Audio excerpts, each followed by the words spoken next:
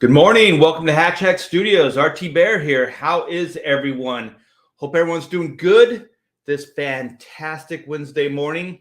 And it's going to be a little combo stream. It's going to be hang out with you guys, chat back and forth. And I got a little bit of work to do. I am beholden to the great Graham Nolan this morning. So I got a little bit of work here that I got to get done. I don't know if you know, Graham Nolan has this two-fisted manly tales. And so I'm going to sign up a bunch of these prints while we hang out and talk. There it is. So the 6 professionals, my camera's getting wicky wacky. Hold on.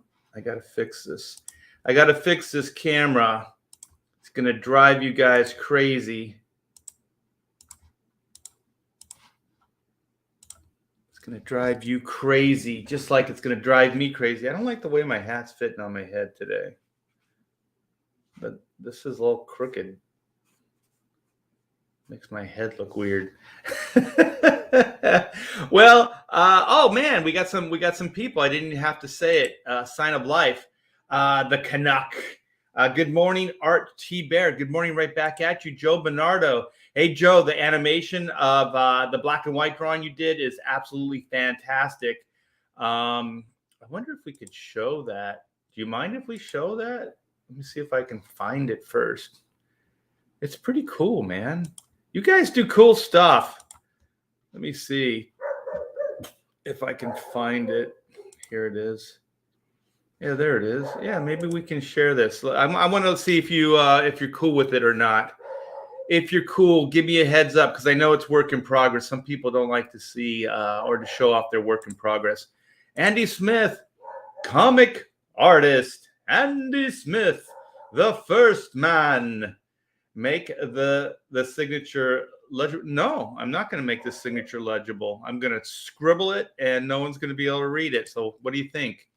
You guys are all slave drivers. Yesterday, everybody was getting down on me. All the bros in the green room were like Art's holding out. He's the last one. I'm not the last one, by the way. Billy hasn't turned his in either.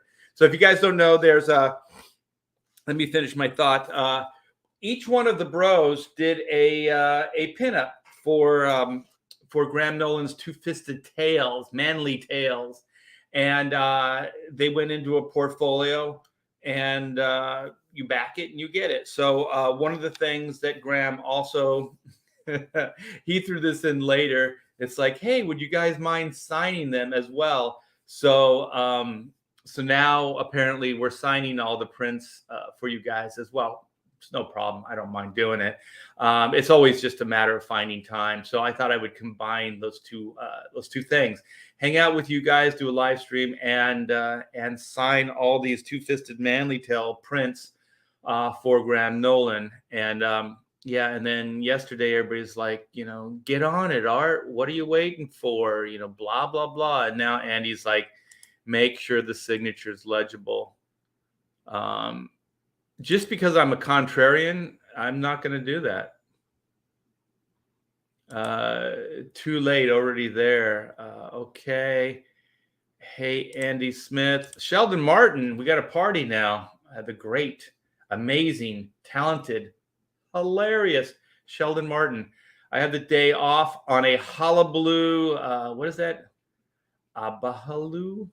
Abalahu? I don't know. I'm an artist. I'm not a reader. Joe says go for it. Go for it. All right, let's do that. Let's do it. Let's do it, baby. Let's show some animation. It's a good live stream when you can start off with some cool artwork in the form of animation. So hopefully you guys are seeing this. That's cool, right? I like the robot coming in, firing at them as he's coming closer. That's pretty badass. That robot looks cool too.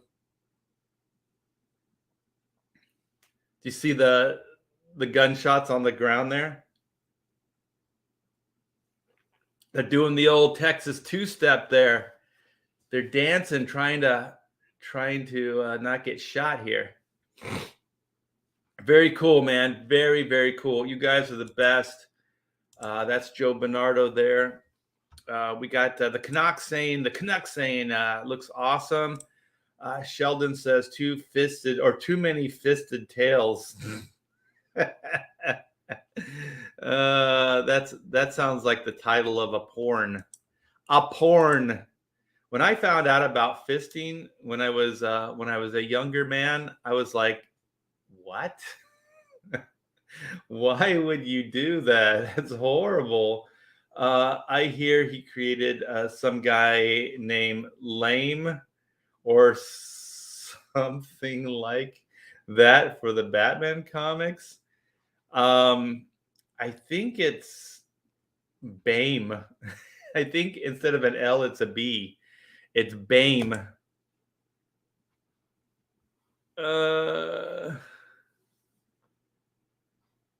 Talented, yeah, that's me. I think you've been posting some of your artwork. It looks pretty cool, man. Wow, slick animation. Yeah, when I think of slick, I think Joe Bernardo for sure. Indie wrestling aces, hell peeps, hell to the peeps. Hello, RT Bear, leg kick one. All right, you guys, keep it coming in the chat, and I'm gonna figure out what the hell I'm doing here.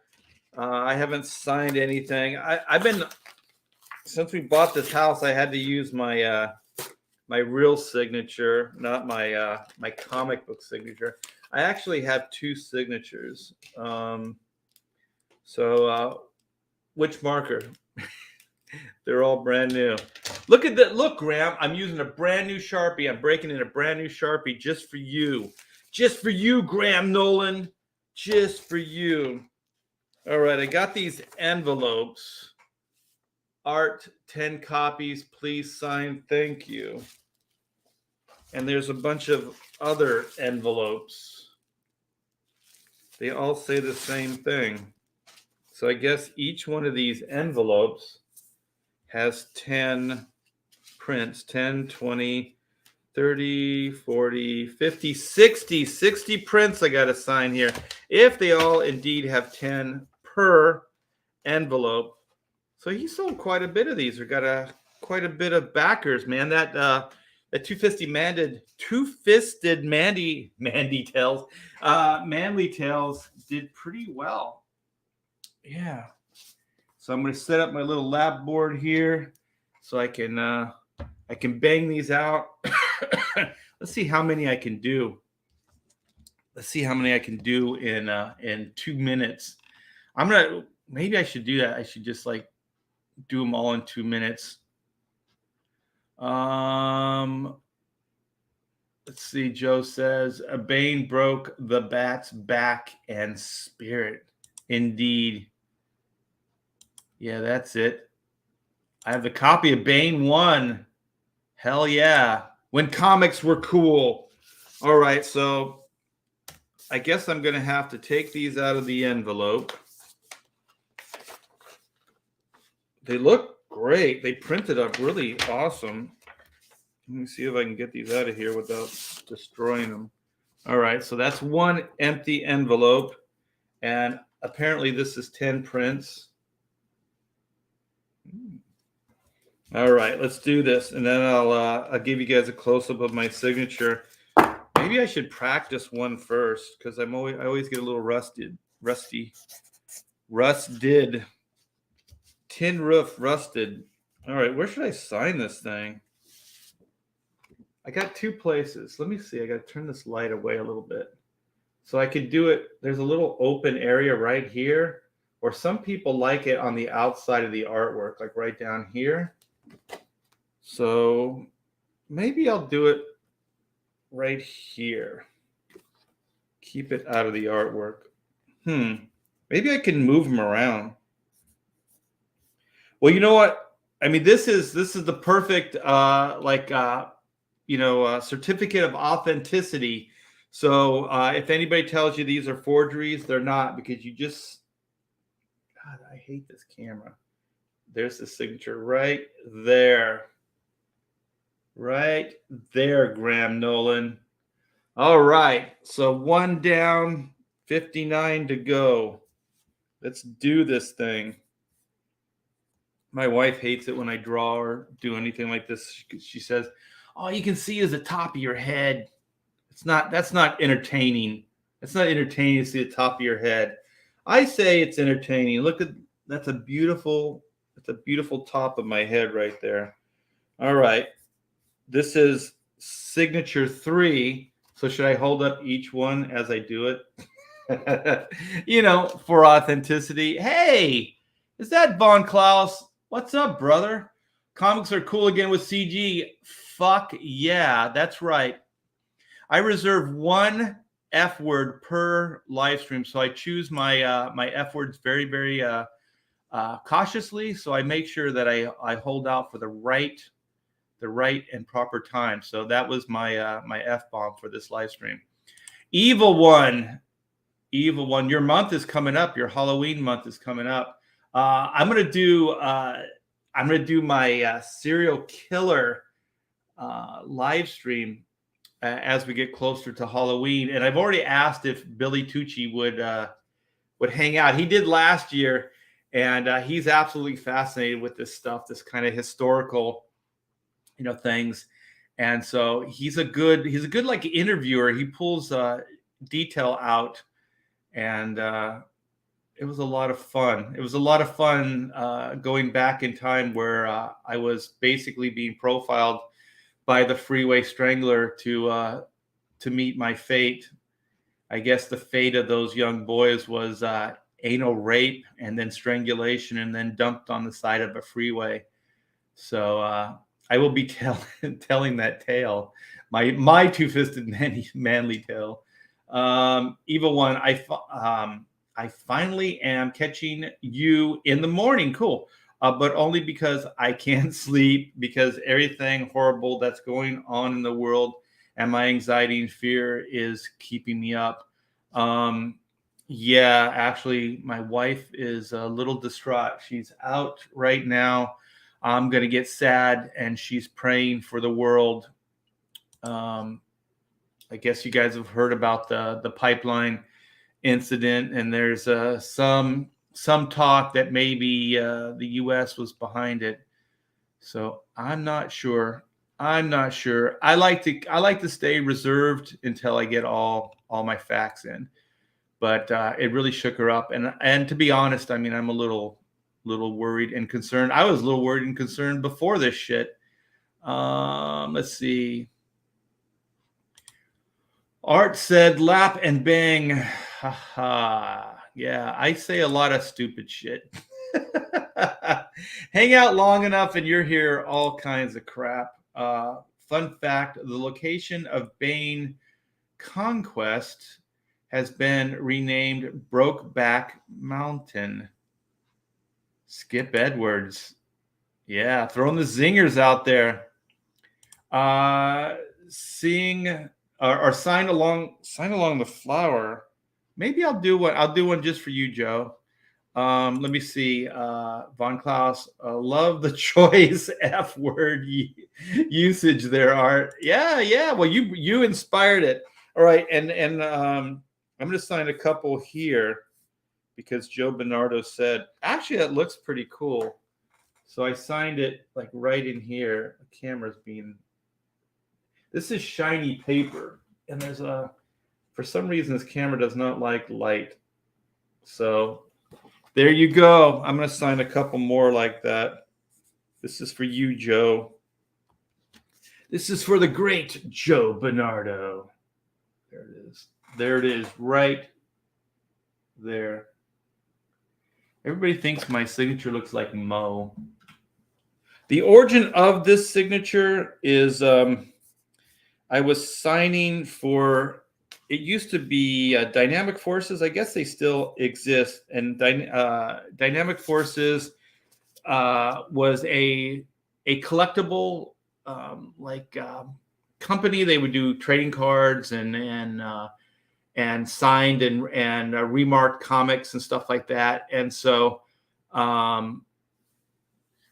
Nick Barucci, who ran the company, would hire some of us artists to come in and remark and sign books. And so This was in the cable days in the early 90s. And so I got hired to do a bunch of cable signatures. There was thousands of these things. And so one of the things that Nick used to do, Nick has done a lot of cool stuff in comics, is he provided books and stuff for a home shopping network. I think that's what it was called. And so I was signing thousands of these cables, not just to sell through Dynamic Forces, but also I went on Home Shopping Network, and I did a segment with Mr. T. So he was hawking Mr. T in the T-Force books, and I was hawking cable number ones. And so I think it was a 2-day signing. We were hanging out and doing stuff too, so it wasn't just all work. But there were thousands of these books all over the place for me to sign. So I was spelling out my whole name, like, Arthur T. Bear or whatever, and it was taking forever.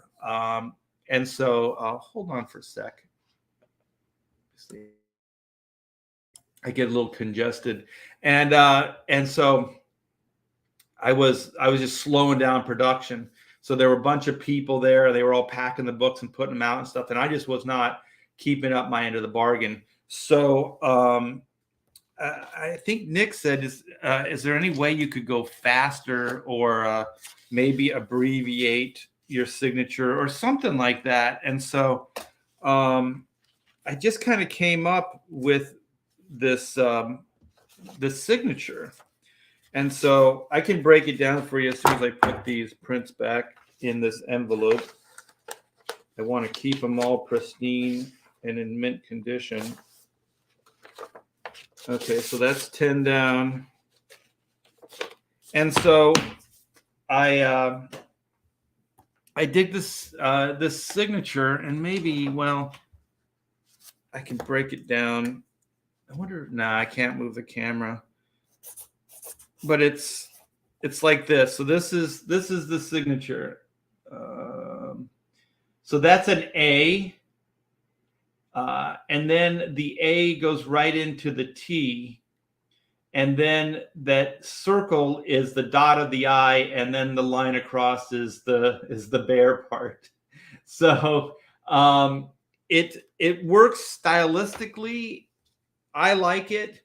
And for the most part, a lot of people dug it as well. So it's kind of like it's a more of a representational thing. It's kind of like a cool graphic versus, like a spelled out signature. And to be honest, I mean, most of the time you see signatures and you can't read them anyways. So, at least mine's stylistic. So if you saw that in a bunch of signatures, it was mine. So mine always stands out in the crowd. So, for me, mission accomplished, Let's see what Evil One says. I'll be looking forward to the Halloween stream with Billy. That's something to look forward to. Hell yeah. Who drew that picture? I did. This one? Yeah, this is my art. So if I didn't explain it right, the professionals, all 6 of us, contributed a piece of artwork for these prints. So that was Dan Fraga, Andy Smith, Aaron Lopresti, Billy Tucci, and me, and then Graham Nolan contributed one as well. So what I think is, like, you're going to get like this cool envelope. I think that he printed up these cool looking envelopes. And so it explains, like, Two-Fisted Manly Tale pinups, by the professionals or whatever. And so the 6 of those prints are in that envelope by all 6 of us. So it's a cool thing. One of the things we do a lot in the professionals is we talk about, like, things that we can do as a brand, as the professionals. So Graham was the first one to kind of do something like that. I want to, where is the book? I want to do a new campaign for my Oodles of Doodles and other stuff too. That's my art book. And what I would like to do is do a portfolio as well for that. And what I at this point, this is just blue sky stuff. Is I would like to get CG artists, maybe all the professionals. I already asked Del Keown. I'd love to get John Malin and Ethan Van Sciver. But what I want to do is I want to call it team ups or something like that like CG team ups. And so what I want to do is I don't have like a ton, like the Hack Shack universe isn't huge, but I have Chrono Mechanics and I have Black and White. And what I would like to do is, get these guys to draw a jam, like if it was Del Keown to do a Pit Black and White or a Pit Chrono Mechanics, like that would even be better, like just something off the wall. And, just see everybody's take on my characters and then how they look with these other characters. And I think it would be a nice low-key way without a lot of commitment, because we all have our own books and our own projects and they take a lot of time. So this is kind of a way that we can cross over our worlds, our universes, like our CG verse, without everybody spending a lot of time. And just, it would be a lot of fun. I think it'd be a lot of fun, especially for me, to see, these characters that I created that I love, combined with all these other great CG creations as well. So I think that would be great. So Pamela and I we're still trying to figure out what the Oodles of Doodles campaign will be exactly. An art book is a little different than a comic book as far as crowdfunding. So I want to make sure that everything feels like it's supposed to be there, like art related, I guess. So it'd be more art related versus, story or, comic book type of stuff. So it's a little challenging, but it's fun. Let's see what Sheldon has to say. Love her hair and eyes, came out great. Thank you, man. Kevin, wow, my lips are all thick. Hey, Art, found an original Black and White one among other old books by the bros this past weekend. That's cool, man. Good times. Mark, it looks like Milo to me, like the artist, the guy that draws cool nude ladies. Milo, is it Manera? Is that how you say his last name? Joe says, see the signature books or looks like a part of the piece. Yeah, exactly. If I throw it in the flower there. Hello. That's my Three Stooges. Jasper Plan 9. What's up? Omer Glitch. Hey, Joseph, what's up, man? Artie. Camel Moon. Hey, Camel, would you be up for a Pontificators tonight? I should send you the link. I've been meaning to. Let me know. It'd be cool to see you and get your take on stuff. I think we're going to go over, we'll probably have multiple topics tonight for Pontificators, and that's at 8 Eastern Standard Time. I think we're going to get more into not just the Andy Smith, like what happened with Andy Smith. And if you haven't heard, in a nutshell, Andy posted something that a lot of SJWs had some problems with, and proceeded to try to crucify him on social media. And I don't want to, I'm going to have to, go into that in a little detail tonight. But what I really want to do is get into like artists, like get into artists' heads and why they would feel the need to go after other artists in the way that they do. So I know there's Mark Brooks and there's Dave Johnson and the Dave Johnson clan.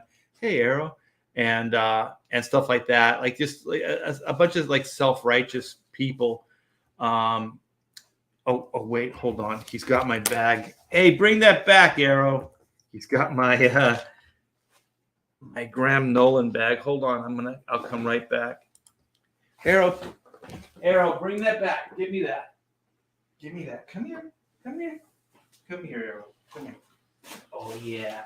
Well, thank you. Thank you. It's all wet now. It's all wet. Yeah, if it's on the floor, he feels like it's his. And if it makes a little bit of noise.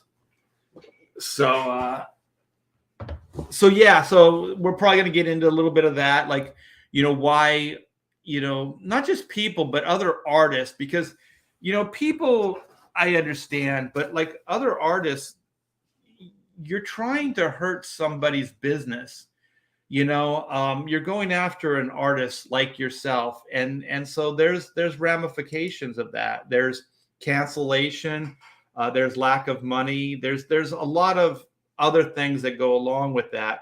So it's kind of like two people that do the same thing, and then the other one sabotaging this guy's business. So I thought that would be a little interesting, and I'm sure there's other things that we'll talk about tonight. So hopefully we can get Camel Moon on. That would be cool. Rest in peace, Graham Nolan. What the heck happened to Graham Nolan? I hope he's okay. Kevin Thomas, I've always been intrigued with how artists come up with their signatures. Yeah, also, I had a roommate about the same time, and he said, you really gotta, not just my actual signature, but like the way I would sign the comic books. And he said, you gotta kind of come up with something more interesting, because I used to just kind of sign my name. And then, I started looking at other artists, and there's some really like cool signatures out there. And so if you guys have been following me for any length of time, I've signed my name on covers and different artwork in various ways over the years. And so one thing I do now, and I really like it, let's see if you can see it here. Got so much light coming in, but it's this signature. It's right here. There's a lot of light. You can't really see it. Let me see. There it is. It says T Bear. So I wasn't really conscious of it when I came up with it, but it's a little Frazetta-ish. So I think it's a little bit of like took some inspiration from Frank Frazetta as far as the signature. And I think that this is going to be a keeper. My signature. I used to sign it, my signature, like AT, and it was kind of like this signature where it had the A and the T kind of combined. So it was kind of like Frank Miller's FM. So I signed it AT, and then there was the inker Bat. Matt Banning, and so his, like, if you just took the A and the T from Bat, because that's how he signs his name, Bat, he signs that A and that T look exactly the way my AT used to look, but he's got a B and then another T on the end. And so when I saw that, I was just like, nah, I'm not going to sign my name like that anymore. So I started, coming up with different ways of doing it. And so I think that's when the kind of Frank Frazetta signature came about. So I started doing that. Here's a second group of 10. So that's 20 of the Graham Nolan Two-Fisted Manly Tail prints in the envelope, all safe and sound. So I'm going to open up my next 10 to sign here. Thanks, guys, for hanging out. This is way better than doing work alone. Let's see what Citizen says. I'm writing out, oh, shit, here in Fort Myers. This is a good distraction while my power and internet are still working. Oh shit, dude. You know, good thoughts going your way. Yeah, I was kind of surprised because in Texas sometimes we get hit with these hurricane or like, you know, watered down versions, like as they go over the United States, but we haven't got any, not even any rain warnings or anything. So yeah, I'm hoping to never experiencing anything like that, because I have heard, I forget what hurricane it was that was came through Texas here a couple years ago, and it's quite frightening what water can do. A lot of water and wind. So that looks terrible, JK. LOL. I have an old art signature. Let me see. The Canuck says, I was told by my lieutenant to print my name since I could. Oh, they couldn't read it. Yeah, yeah. Like the old joke is like doctors' signatures are the worst. Howard Chaykin's signature is kind of similar. Yeah, definitely. I mean, there's some really cool signatures. I remember in the day, the AT, it was you remember Wizard magazine? They did an article on like cool and recognizable signatures, and so mine was actually in there. The AT was in there, and so I've had some good ones over the years. So I'm hoping. Oh my gosh. I am way behind the chat already. Look at this. God, I suck. Oh my gosh, I don't like to miss out on anything, so I read every one of them. Citizen says, thanks, Sheldon. So far, it's been very gusty and rainy, but no flooding. I'm shocked my electricity is still on. Yeah, you know, I've experienced a little bit of that here in Texas so far, and sometimes it doesn't seem to take much to knock out power.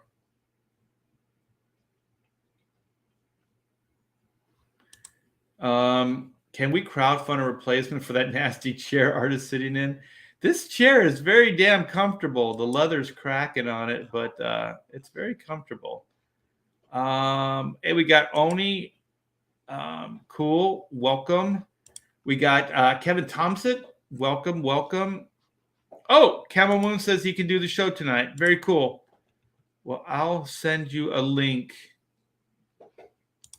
Joe says it would be great to see in the oodles of doodles with pieces done from breakdowns, pencils, inks, then colored, then finished. There are some process pages in the oodles book, so there's a lot of cool stuff there. That dog is a thief. When he was little, they're a lot like little kids, and so like, you know, like on Christmas morning, kids like to play with like the boxes and the wrapping and stuff almost as much as they like playing with the toys that they got. So this dog, since he was a puppy, he really likes boxes and bottles, like plastic bottles and stuff like that. So I still give him like plastic bottles and things every once in a while. But I don't give him boxes anymore, but sometimes I'll just have a box on the ground or wrappers, you know, from the box. And so he just, if it's on the ground and it's trash, it's his. I don't know how he can distinguish between it, but he can. So he doesn't chew up anything of mine that's good or nice. Dedicated to Nolan. Yeah, this is my dedication to Nolan. I'm dedicating this live stream to Graham Nolan. That's what that means. So I'm signing these prints. Let me get 10 more out of this envelope. So these are the prints from the Two-Fisted Manly Tales campaign. So if you backed the print tier, this is my contribution to it. And so I'm not sure if there was a signature tier or if they're all signed, but all of the artwork is signed by the professionals. So I thought it would be fun to do a live stream and then dedicate it to Graham because he gave me a bunch of shit last night. He even called me a mofo. How dare he call me a mofo? So also, this is like, this is a certificate of authenticity. There's signature right there. So you're watching me do it. So no one can contest it. No uppity individuals can tell you that this is not an RT Bear original signature. Arrow is going to pick up his own poop. We're teaching him, he's a really smart dog. We're teaching him to put his toys away now. So when we say, look, he stopped. When we say get a toy, he gets a little manic. So we tell him to get a toy. So it redirects him, and he'll go and he'll grab a toy and he'll bring it over. And then some of the toys are like where you can play tug of war and things like that with him, or you can throw them and then he can go fetch. So one of the things, I think I still have it here. I got for my birthday, my daughter sent it. It's a Nerf gun. So you can put a tennis ball in here, and then you pull back, and then wait. Why is it not shooting? Oh, there we go. Okay, here we go. So you cock this back, and then it fires off a tennis ball. And so, yeah, so he knows the toys, and we're teaching him to put them away. We taught him to wipe his paws at the before he gets in the house. So we have, most houses have the mat, to wipe your feet. And so he'll kind of go and he'll just kind of drag his paws over the mat, and he'll wipe his paws before he comes in the house. So most of the time he'll do it without being told, but sometimes we still have to tell him. So, and we won't let him in the house until he does. So he's a really smart dog. So he knows a lot of commands: sit, beg, back legs. Like he's just a smart dog. He's kind of like, we thought, like at first he was kind of like an evil genius, like he was using his genius for evil and not good. And now that he's getting older and calming down a little bit, he's becoming a really, really good dog.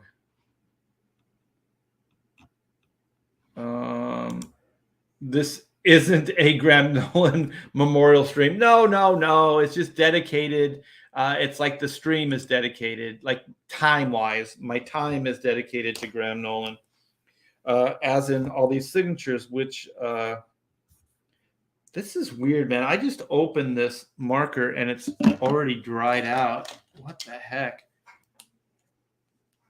Graham Nolan deserves the best, so let me get this new marker out. All right. So once again, just for authenticity, let me see. Turn this light off again. There's the signature. All right. I wonder if I need that light. Do I need that light? Maybe I don't need the light. It's becoming a pain. I sit right in front of the whole wall over here it's all windows. So a lot of light comes in and it wreaks havoc on this camera. So anything that's white, it just attracts the light and then becomes just washed out. It just washes the camera out. It's a good thing I'm not a white dude, because my skin color would just, you wouldn't see anything. I have Pam's signature. Yeah, Pamela does a signature. And sometimes if you ask her to do a sketch, she'll do a sketch. So she does her little lady her little stick figure lady with high heels and stuff. It's pretty fun. And sometimes she'll customize it. So she'll add fingers to the hand. She'll add high heels. She'll add a little dress and stuff. So Graham Nolan, another 10 done in the can, as the kids say. So I have another 10 here, taken out of its protective envelope. Another 10. All right, let's do this. So let's keep reading, keep going down. AAT, yeah, ass, titty. No, Graham Nolan is alive and well. No. You can dedicate something to somebody that's alive. You don't have to dedicate it to somebody that's passed on. Unless you guys sadly know something I don't know, which would be absolutely horrible. Angela Curry, what is this? Professional mance. Is that like a bromance? Hey guys. Yeah, I think we click pretty well, man. It's a good group of guys. The six of us, if you don't know, it's Billy Tucci, Graham Nolan, Andy Smith, Dan Frega, Aaron Lepresti, and myself. So the six of us are the professionals. And we have a show every Tuesday night. And each of us host the show weekly on our own channel. So it kind of rotates around. It goes alphabetical. So I think Aaron's first, Andy's second, I'm third, Billy, then Dan, and then Graham Nolan. So Billy was last night. So I think then Graham is hosting next. These 10 went fast.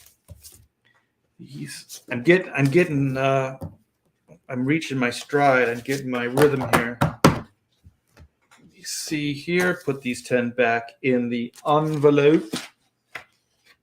You guys say envelope or envelope? If you say potato, potato, tomato, tomato.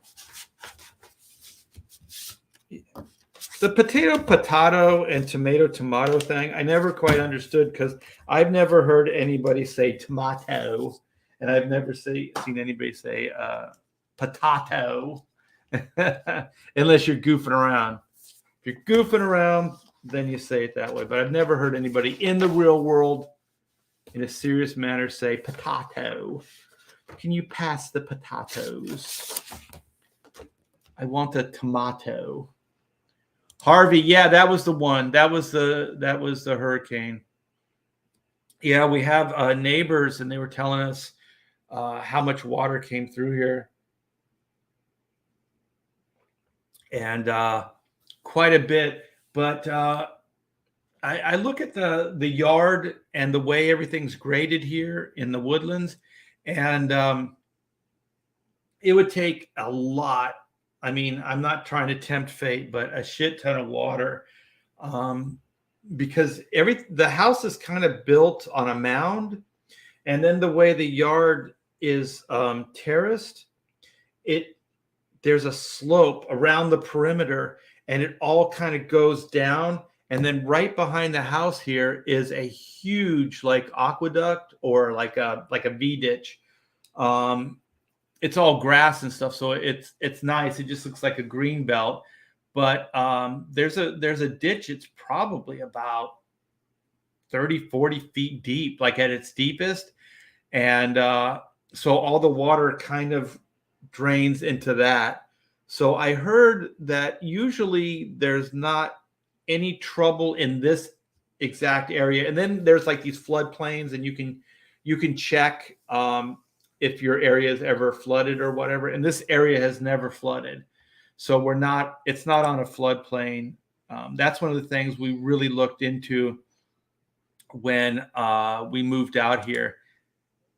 Yeah, for sure. The devil dog is so cute. We call him Poochifer, but we haven't called him Poochifer in a while because he's been pretty good. Okay, we're on the hurricanes. We were supposed to have friends visit this weekend. They're from Florida. Their flight was canceled. I heard a lot of flights going into Florida have been canceled, and I guess that would mean that flights coming out of that area would be canceled as well. Let's see. Are we caught up? Are we caught up? No, we're not caught up. Yes, indeed. Indeedy do. Yeah, we got a lot of great people in the chat here. Let's see what Alpha Proto says. An artist on a panel said, write your name where people can read it so people who see your art can find it if they wanted a commission. Yeah. There's different rules. It's funny because I remember I had this conversation with Greg Capullo. And so if you notice the Greg Capullo variant cover that's in the black and white campaign is from 94. And so Greg used to sign his name GC, Greg Capullo. So he used initials.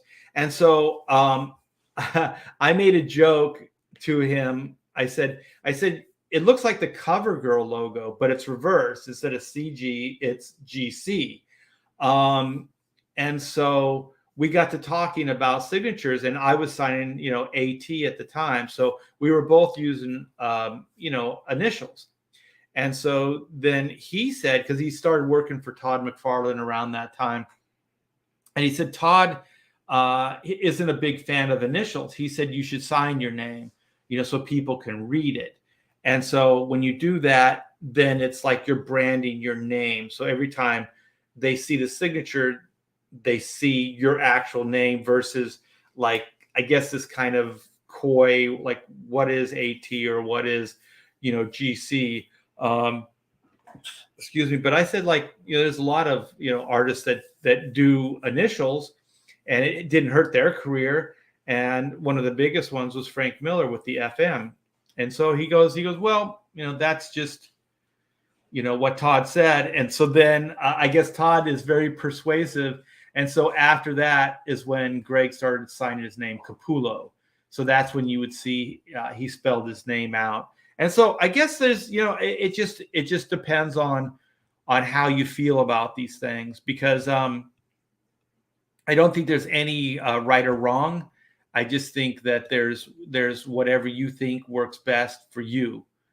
And so I can make arguments for both. Oh, thank you so much, Evil One, for the $5 super chat. Yeah, Art, hoping we can run into each other soon, because the streaming stuff is pretty one-dimensional and have so much I want to talk to you about. God bless. Oh, what? See, cardboard. See that? He comes up with cardboard, and now he's going to make a bunch of noise. For sure, man. During the COVID and all that lockdown shit, I didn't want to go out. It pissed me off every time I had to wear the stupid mask. People would force you to do something that is retarded. The mask didn't work. I knew they didn't work from the very beginning. After the 2-week, whatever that was supposed to be, to help, hospitals and everybody kind of deal with the mass amounts of sickness.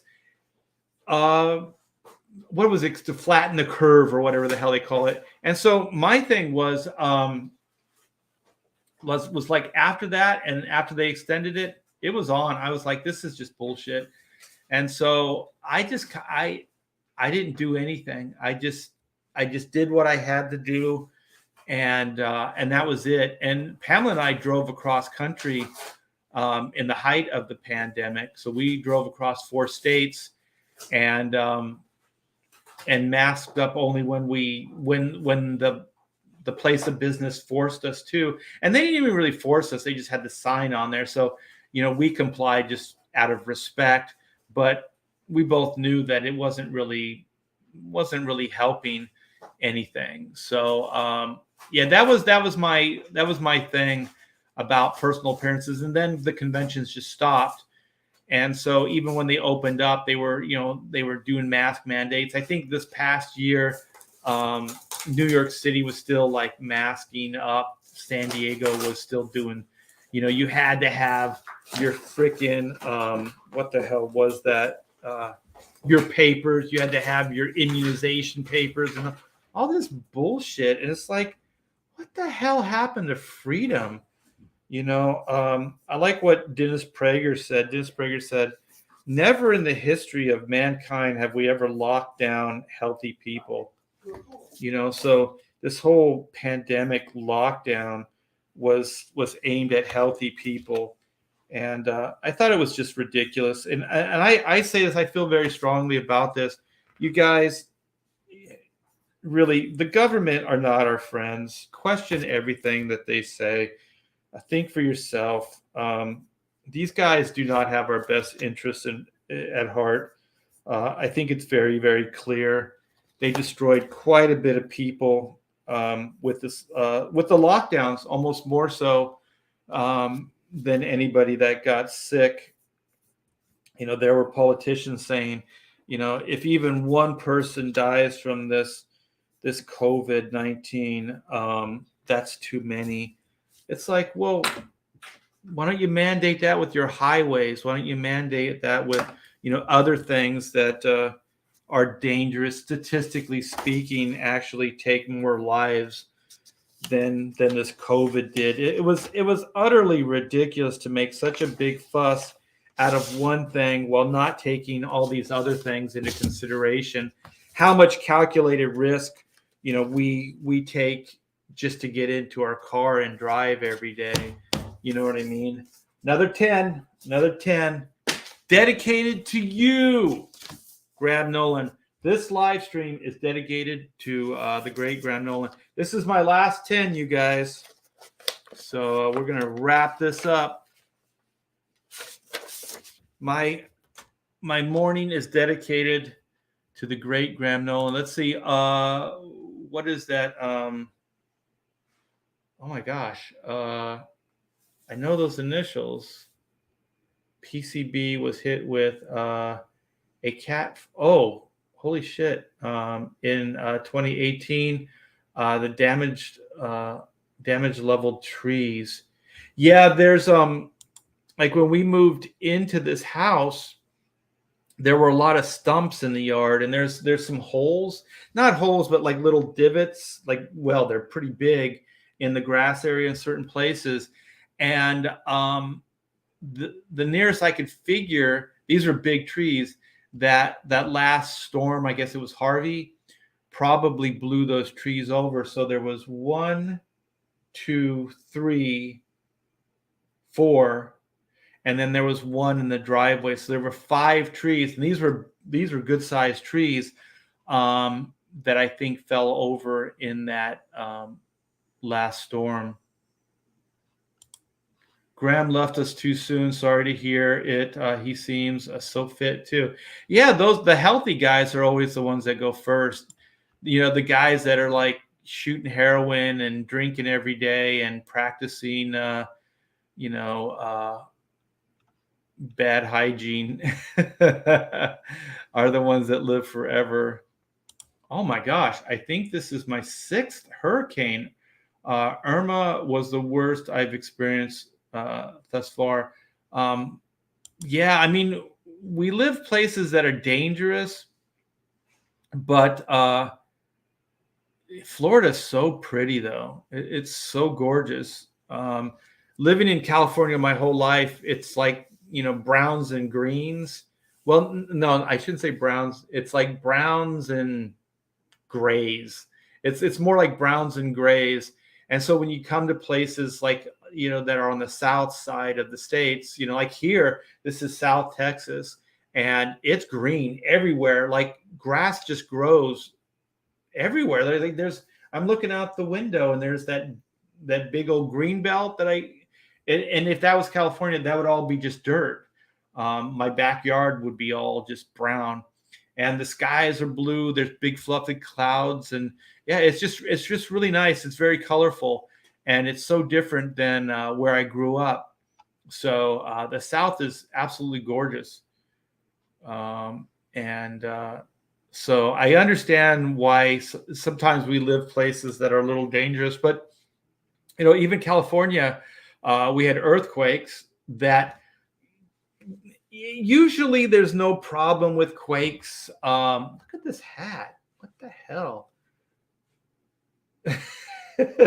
I got a lopsided head. Usually the earthquakes aren't a problem in California, as long as, and I think that most of the construction that was done from a certain date back had to be retrofitted with earthquake safety requirements. And so most of the buildings are so safe. And then private houses, they're made out of wood and things. And usually they'll just move along with the earth movement. They don't really, only things that are rigid fall apart. So I remember it was the Northridge quake in California, or was it the Whittier? Maybe it's the Whittier quake. And I lived in Whittier. So like downtown Whittier just crumbled. It just crumbled. It was an older area, and there were brick buildings. Well, brick buildings, when you start moving the ground, they're just going to crumble. They're just going to fall apart. And so, only things, because people get scared of earthquakes, and I don't blame them. I mean, it's a scary idea that the ground can start moving and things like that, and then things just fall down. But usually only if they were they were built from a certain time back. Anything from then, usually no problem. And I think that pretty much everything that could fall down has fallen down. I mean, if there's a really bad quake, there's not a lot you can do. I don't think your house is going to fall on you, but I think some like those those big concrete columns and pillars could probably fall and stuff like that. And that'd absolutely be horrible. Just crazy to see. But even those things, I think, are built to withstand, a lot of movement. So I don't think earthquakes are a big issue. What was more of an issue in California, especially like I lived in Corona, which was just outside of Yorba Linda, Anaheim Hills. And it was more in the hills. Like we had the Cleveland National Forest, and it was a beautiful place. But there's forest fires.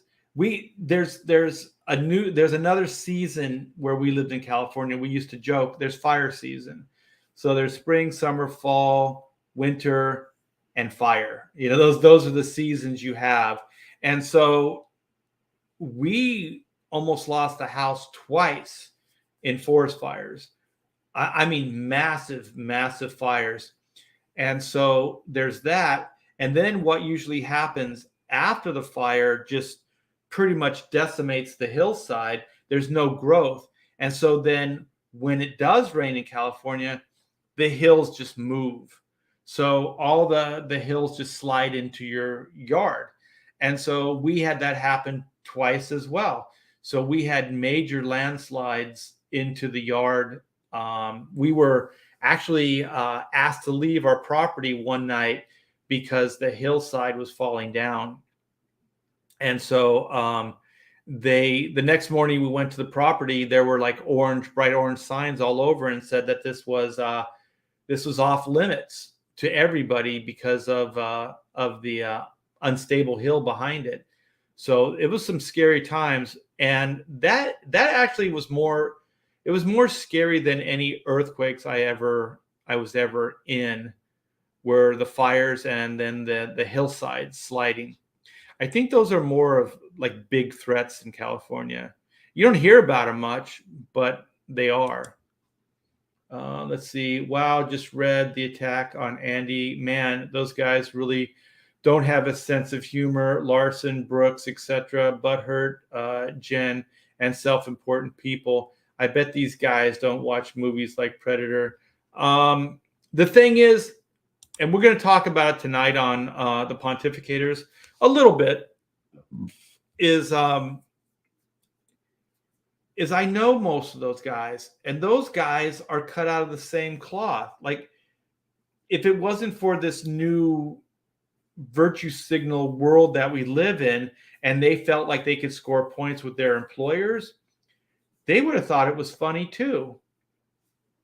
So the meme was just, it was Andy Smith posted it, and it was a family of two, wife, husband, and two little children, and the dad was dressed like, I guess, like a stereotypical Mexican. He had a sombrero and he had a poncho on, and the wife was dressed like a sriracha bottle, and she was holding one of the kids that was dressed like a taco, and then the other one that was older was standing up, and he was dressed like a taco. And so then it's just funny. And so then the dad held a sign up, and he was selling the tacos, but the taco had the kids' names. So it was like the two kids' names, and then it said, for like tacos, like Taco Johnny, and or whatever, and then it had a price right next to it, and it was obviously like a Halloween costume or something like that somebody found that these guys dressed in. It wasn't the people that dressed up that posted it. Somebody found it, they posted it, and then they said, pretending or dressing up like a Mexican family so I can get a free trip to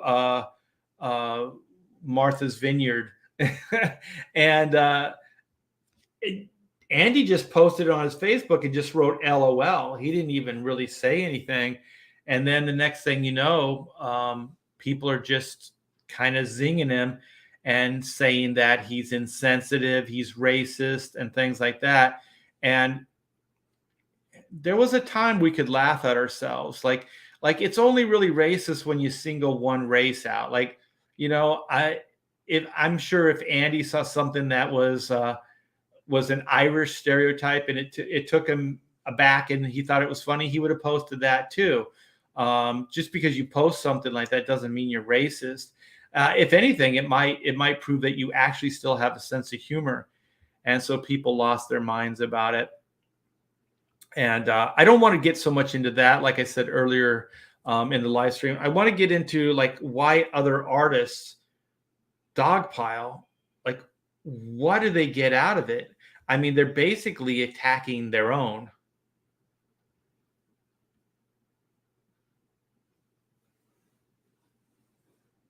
Okay. Art is the art. Hell yeah. Let's see if I can catch up. Arrow would actually, I think he would just chew on it. He likes, if it was cold and it was sweaty, he would probably just lick the bottle. I know that sounds weird, but they cruise social media looking for anything they don't like. It's pathetic. Yeah. I think, like Ali Garza said, like, this offends me because I'm Hispanic or I'm Mexican. And it's like, why did you, it wasn't aimed at anybody personally. It wasn't directed at any specific person. It was just a joke, that was just, it wasn't at the expense of anybody. And to take it personal like that, then that's on you, like it never said, like Andy didn't say LOL at you, Ali Garza. You know what I mean? Like, he probably didn't even think about Ali Garza when he posted it, and then Ali Garza takes it personal. And then it's like, well, that's a choice that you made, Garza. That's a choice that you made to take it personal. It wasn't Andy directing it at you. And also, it wasn't hateful. I think we just throw this like, oh, you're racist, you're being a sexist, you're a homophobe, whatever, just based on absolutely no hate or anger. Like, to me, there has to be a certain level of contempt or anger or hate behind something to then get the label racist. Like, you have to genuinely hate somebody. I feel you have to have sincere hate in your heart when you do something like that to be called a racist or a homophobe or whatever it is. And the thing is, I know Andy, and Ali Garza knows him too, and there was no hate. There was no hate. Andy's not a racist, and he knows it. That's the thing. Oh, shit. I hope it's a puppy. A streaming dump? Yeah. Yeah, the dog is really good. Like, once, like when he was a puppy, oh my gosh, it was like when you sleep through the night, every 2 hours, you have to get up and put the puppy outside to go to the bathroom. And so as he got older, we take him out once before bed, and he sleeps through the night. And oh God, I'm so lucky for that, because oh my gosh, my wife and I were almost ready to dump that dog off the side of the road. No kidding, man. We're too old for this shit. So every 2 hours, waking up, going out in the dark, in the cold, and letting the dog do his thing.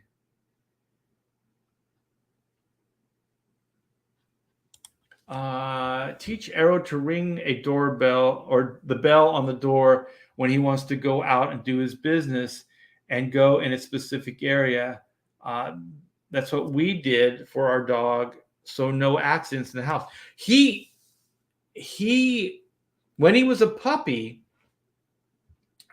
he would come upstairs, like he would kind of hide. Like, if I wasn't upstairs, he usually didn't do it if I was upstairs, and he would do his business up here. But I think it's because he didn't really know. He knew he wasn't supposed to do it in front of us, so he hid. But I think there was two things. Like, I think the people own this house before us had a dog, so there is kind of a dog scent to the house. So I think he feels like it's okay, or felt like it was okay. So he did kind of do his business, but I think it was only like maybe 2 or 3 times. And this is when he was a puppy. And then once we kind of learned his schedule, I guess it was, I can't believe we're talking about dogs pooing. Then we would take, like, preemptively, we would take him outside. And since we started doing that, no problem. And if we do get busy, and forget to take him out, he'll remind us now. Like, he'll go to the door. Like, sometimes, like if we're downstairs, he'll just go to the back door and he'll stand there and he'll just look at the door. Or sometimes, if we're not around him, he'll kind of do he'll do this like whimper sound. And so that's his, like, I need to go out. So he lets us know. He doesn't ring the bell. I don't know, like the doorbell's on the outside of the house. So I don't know how he'd ring a bell. I guess we could buy him a bell, and he could, like, hit it like Billy Tucci.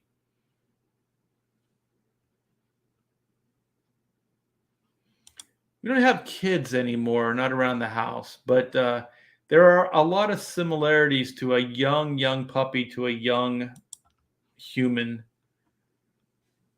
There, you really have to be on them. And this dog, from the start, he's a really smart dog, and so he just kept us on our toes. Like, we didn't expect to have to be that hands-on with the dog. But once we did, I mean, he's a really good dog. Hey, Phil, what's up? Texas mofo. Yes, indeed. Do you think Ethan feels left out from the professionals? Seems to be looking for friends in all the wrong places. I don't know. What are the friends? Are we the wrong friends? I don't know. I hope he doesn't. We invited him to the professionals last night. Yeah, I hope he doesn't, because that wasn't the intention.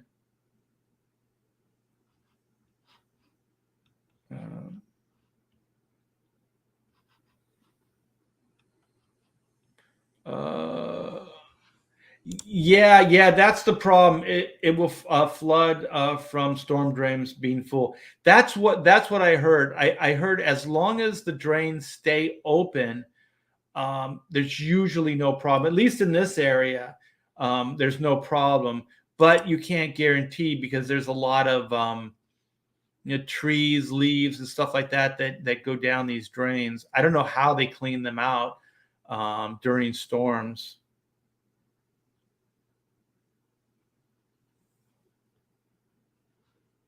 That's true.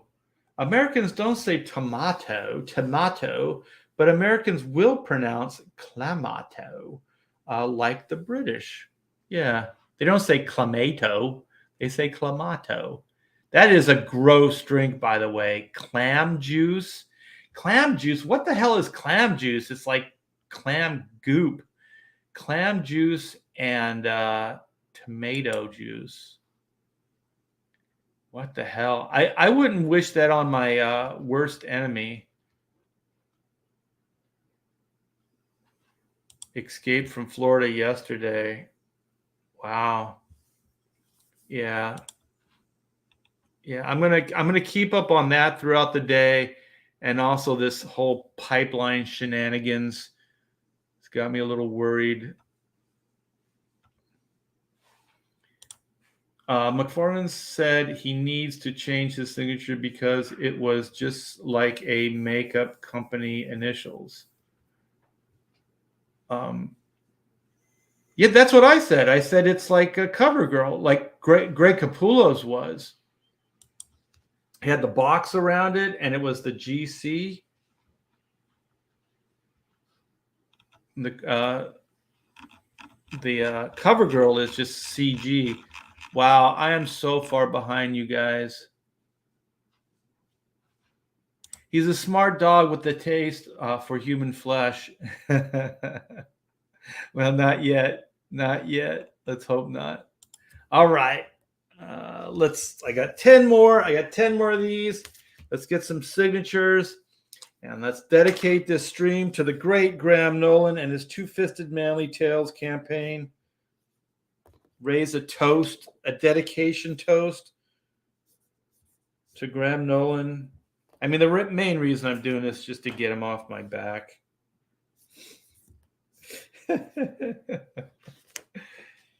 Graham can be pretty persuasive. You don't want to get Graham Nolan on your bad side. Or you don't want to be on Graham Nolan's bad side. All right. These prints look fantastic. Good quality. Feel that paper? That's the sound of quality right there. Let's see. I think I got 3 more, you guys. So I appreciate you hanging out, keeping me company on this dedication stream to Two-Fisted Manly Tales and the great Graham Nolan. I got to find my cap, my Sharpie cap. So these are the prints. All 60 are signed now. There is your certificate of authenticity. Right here is the signature. Look at that beauty.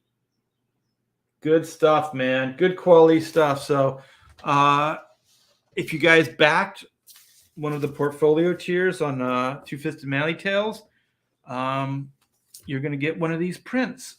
So fantastic. So that was a lot of fun. Let me put them back in the envelope. Tomato, clamato. Let's call the whole thing a dedication stream. Yeah, I had never met Graham Nolan until CG. Until CG came around, recruited him. We recruited the big guy. All right, let's see. Let's go back into the chat. I got some artwork I want to show you guys too. So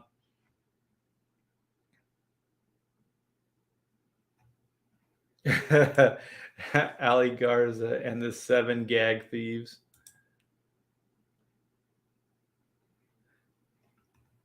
Yeah, of course. Oh yeah, yeah. I think somebody brought this up on a live stream, Johnny Rando. DC's Hispanic Heritage Month covers are way more offensive than Andy reposting a meme. Yeah, even the vice, or no, it was the president's wife talking about tacos and like at best these things, at best they're insensitive maybe, but they're not racist. Or at best it's not funny, but it's not racist. Like we overblow everything. Everything is so far out of proportion. It's crazy. You know what I mean? Like, you know, you're not just a guy that likes the Republican Party. You're a Nazi. How is that even? How do you draw that conclusion? It's crazy. You're a Nazi?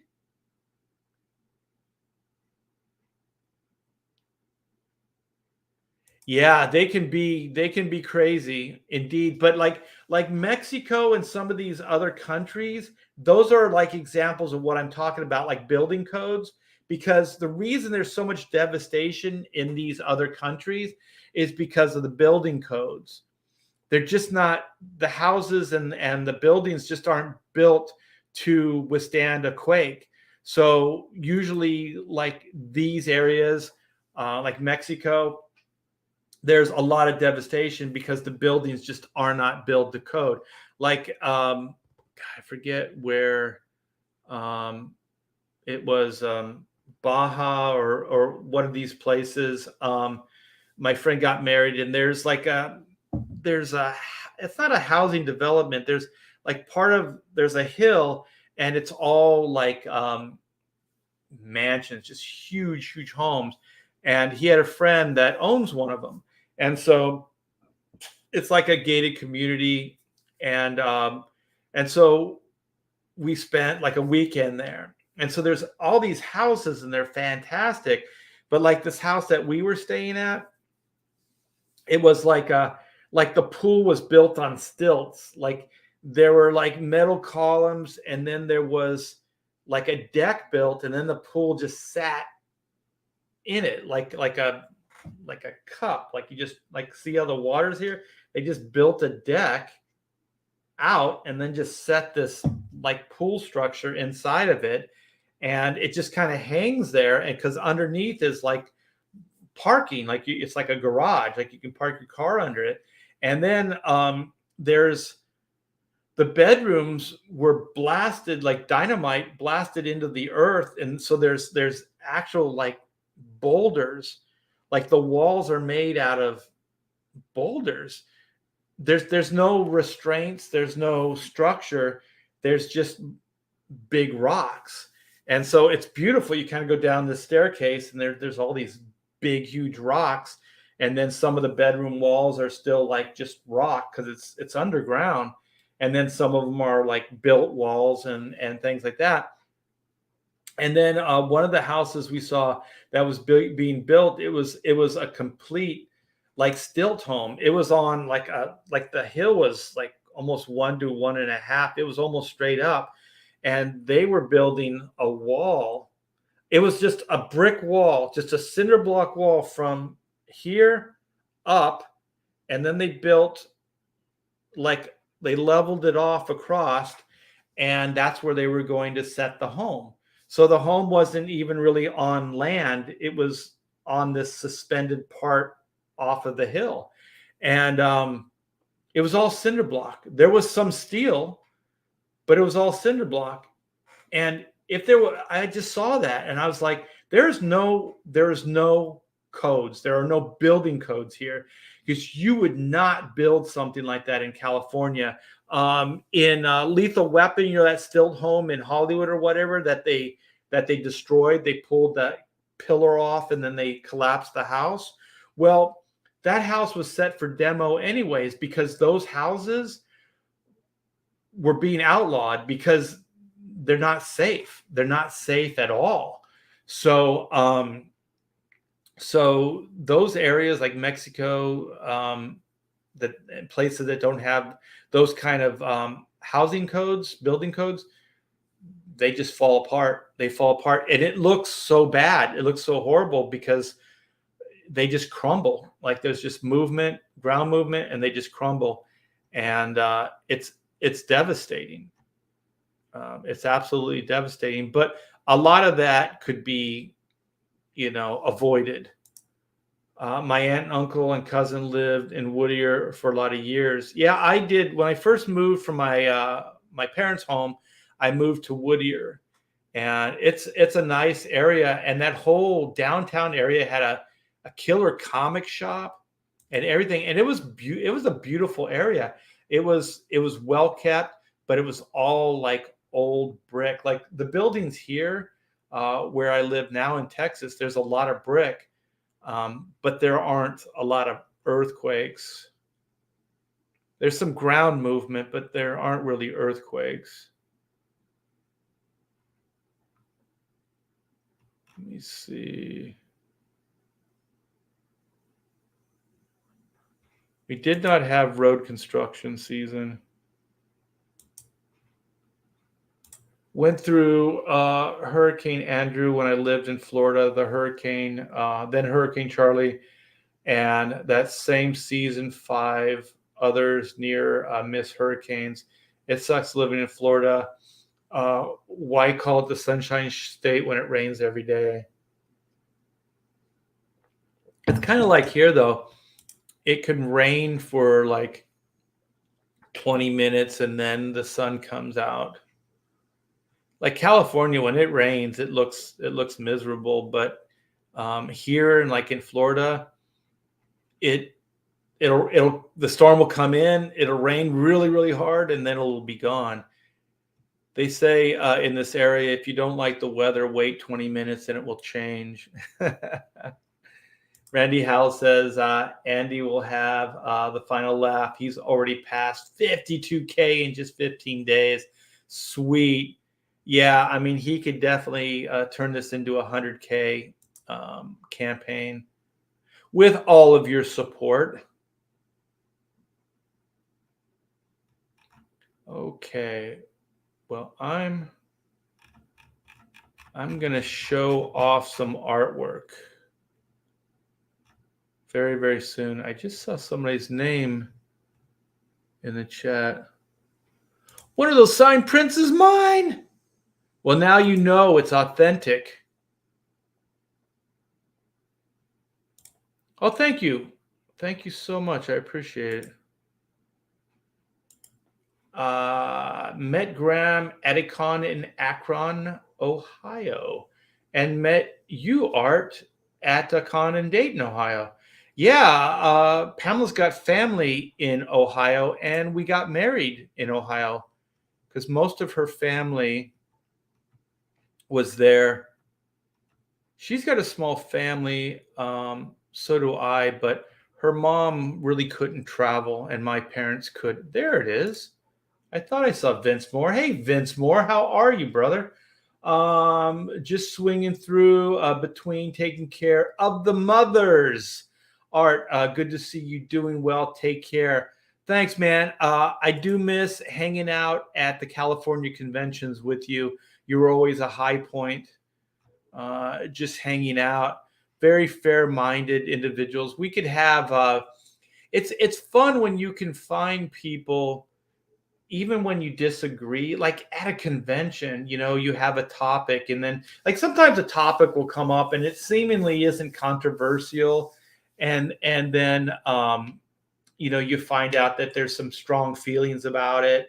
I think one of the conversations we had was a song of the South, and so we were just talking, and there's some people that were taking like that it was absolutely racist and whatever. And, my argument is like, I think there has to be a certain level of hate in your heart, and, they say like Walt Disney was racist and everything. But the thing is, if he was racist, let's just entertain your thoughts, whoever says these things, your thought for just a minute, he dedicated an awful lot of man hours, money, time, energy for just a hateful movie. You know what I mean? Like that's a lot of time and energy devoted to something just to be hateful.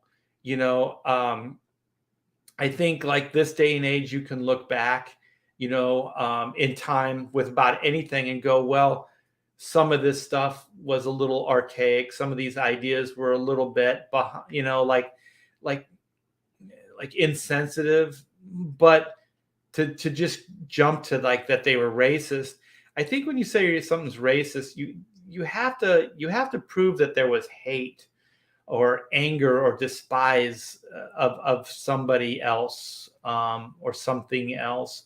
And I just don't think that was really the case. I don't think all those people that were animating that, and all the actors that went in there and the brilliant songs that were written and the performances from the actors and all the animation and stuff like that, all the hours invested, that those people were angry. Like I just don't understand that. But one of the things I still remember fondly, we had a conversation, something like that, and that on some level, everybody was respectful. Like we all had different points of view, we had all different insight and things like that, but it was respectful, and nobody really jumped to conclusions as far as finger pointing to each other. And you have these conversations at your table, and so there's people walking up and then they add 2 cents and so on and so forth. So sometimes these can become like multiple people conversations at a convention. And I look back at that moment fondly, because it was, by today's standards, it was absolutely a miracle. That we all had different points of view, and yet we all respected each other's points of view, and we all found some kind of commonality in the conversation, and it was good times. We didn't shut each other down. Somebody didn't go into social media and say, RT Bears are racist for defending this movie. I think these movies should just stand on their own. Like, I don't think we should censor them. I don't think that we should feel like that we have to, censor them. I think people understand, that movie's from the 1930s or that movie's from the 1940s or whatever. I think people understand that. Akron, Ohio.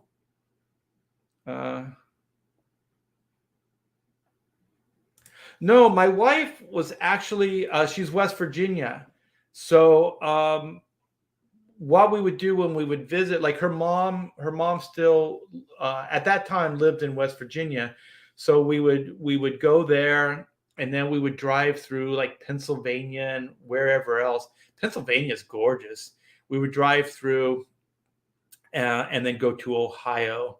And one year we went in the fall, and oh my gosh, man, driving through Pennsylvania in the fall, just huge trees, changing colors, the reds, yellows, oranges, absolutely gorgeous. Thank you, Frankie. Disney got accused of a lot of things because he was anti-communist. Like, yeah, and also, like, why is that a bad thing? To be anti, you're an American. Why can't you be anti? I would say I'm anti-communist. Like I don't even think of it as controversial. Like, why wouldn't I be?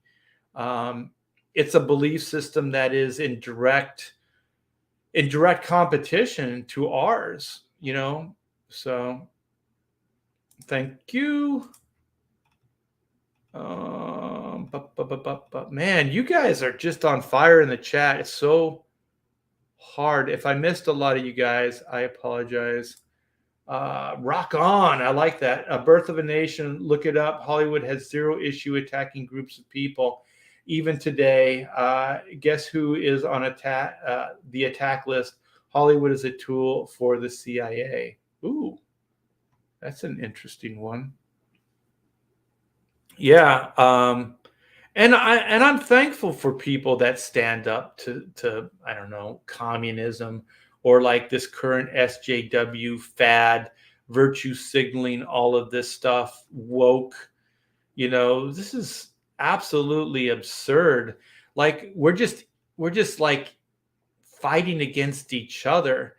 And I mean, if you think about it from a ruling standpoint, keep the masses so busy with all this minutia and this bullshit, and then they can get away with murder, which is pretty much what they're doing now. So keep everybody busy hating each other, over just stupid shit, um, and then they can pass whatever laws, they can do whatever they want. All right. Let's do this. Let's show off some artwork. So I'm very, very proud of this, you guys. And the whole reason Black and White exists is because of you. We got this IP out of retirement. 1994 was the original release year for Black and White. We had 3-issue miniseries come out at that time. A year later, we put out the ongoing.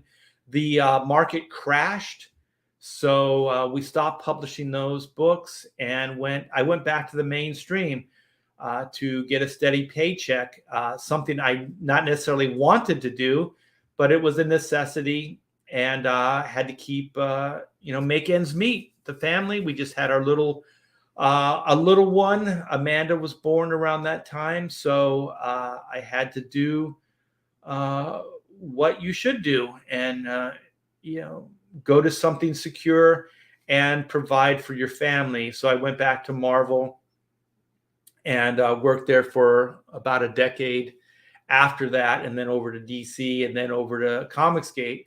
But all the time, I never forgot about Black and White. I still had plans, high hopes for this.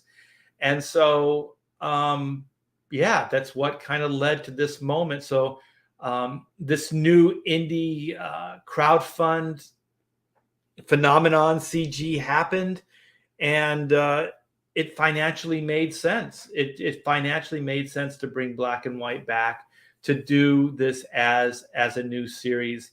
And you guys have not proven me wrong. You guys have supported this so overwhelmingly. I take it.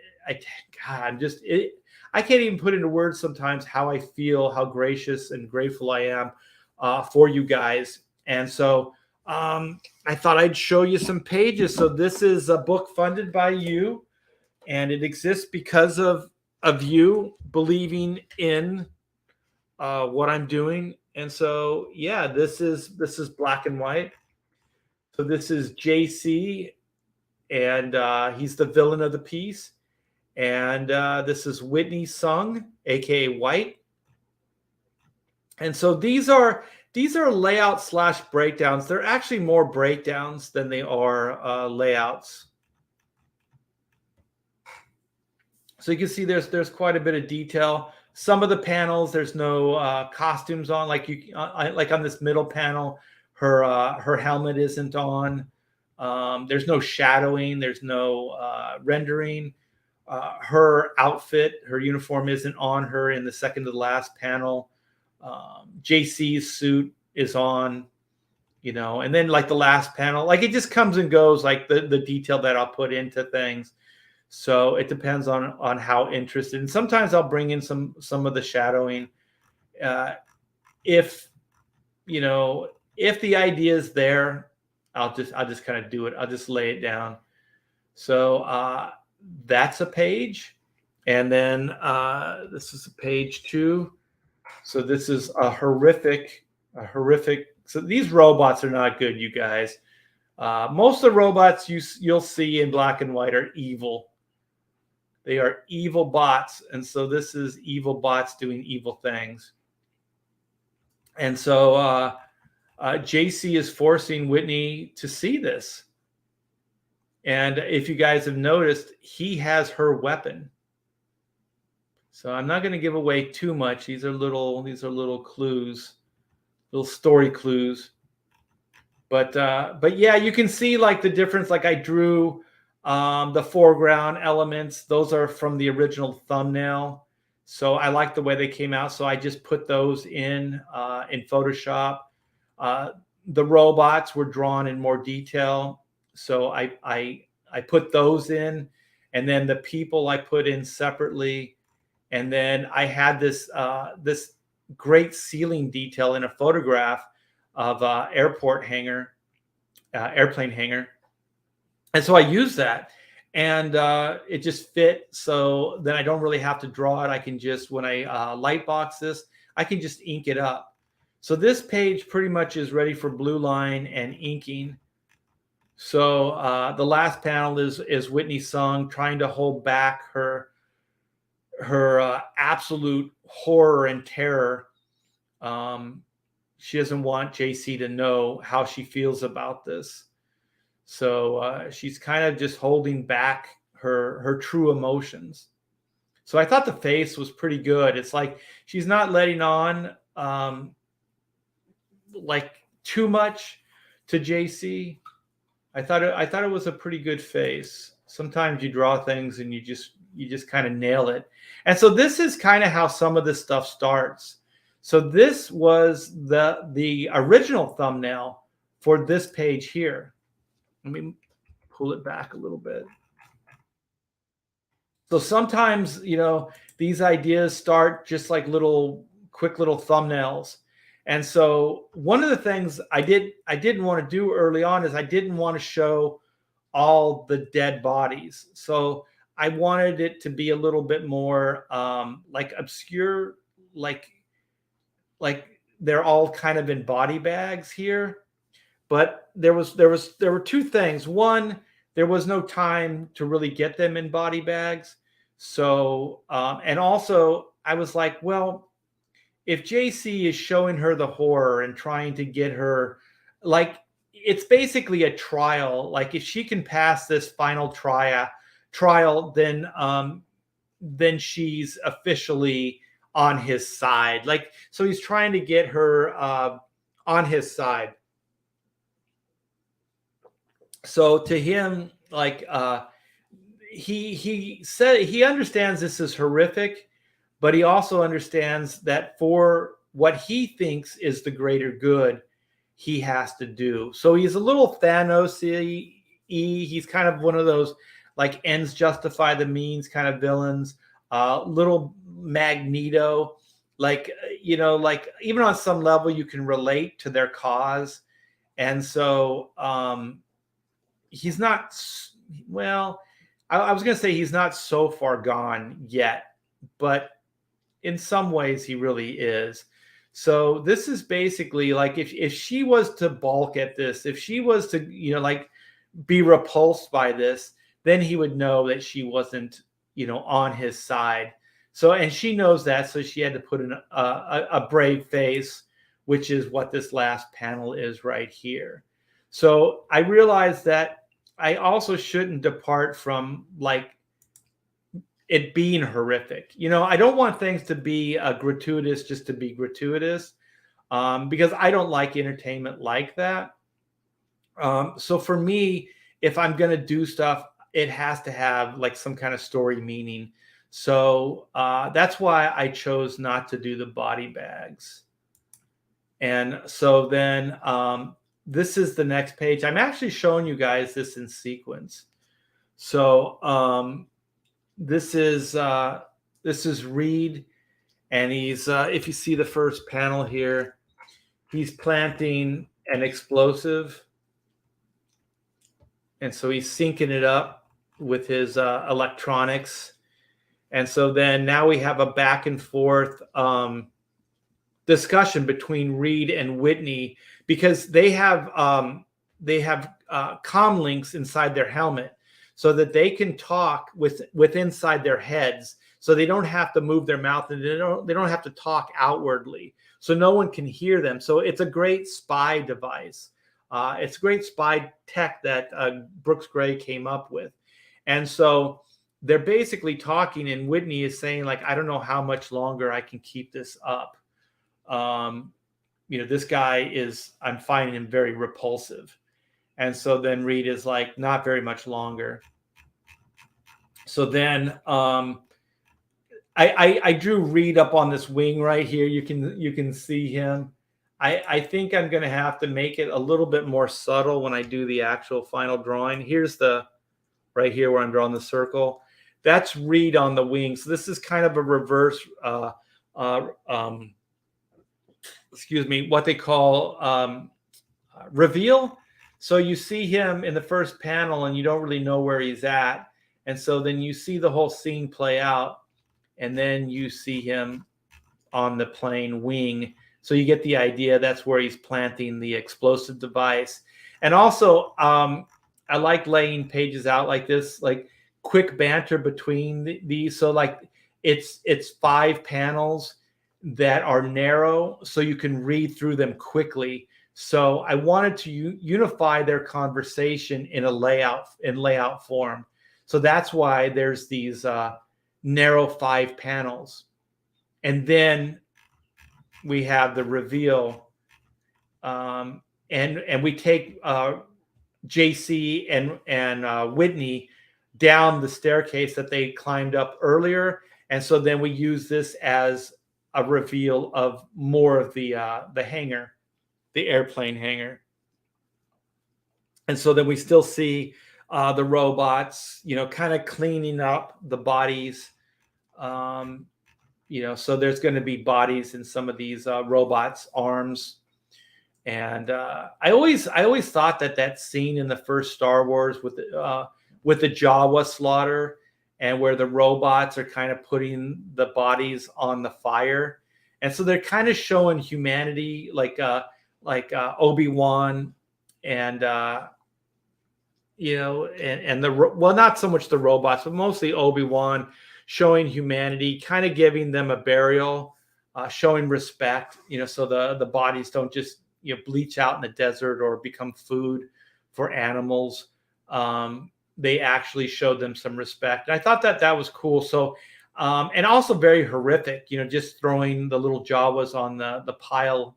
I thought, the young Art watching that was very horrific. It was very sad. You didn't dislike the Jawas. They were kind of obnoxious, but you didn't hate them. You didn't want to see them die this horribly and be slaughtered like that. So that's kind of what is happening here. Also, it's not just humanity in a way, but it's also just cleaning up a crime scene. You know what I mean? So that's what's happening there. And so then you see Reed Black jumping from the wing of the ship, of the plane that you saw up here with the circle around it. So he's jumping into the shadows. So he doesn't want to be seen by anybody, obviously. And so then it kind of escalates the scene between JC and Whitney. So then you see JC really thinking like, this is a go, man. She is my girl now. And if you read the first issue, you know what this is a reference to. So, so this is my little preview. I may have showed some of these pages off already, but I just want to let you guys see some of the progress, see what the book is going to look like, and I'm just very proud of it. I want to show it off. Art is no Shakespeare. I've never even alluded to that fact. Evil Bot's drawn really good. I like that.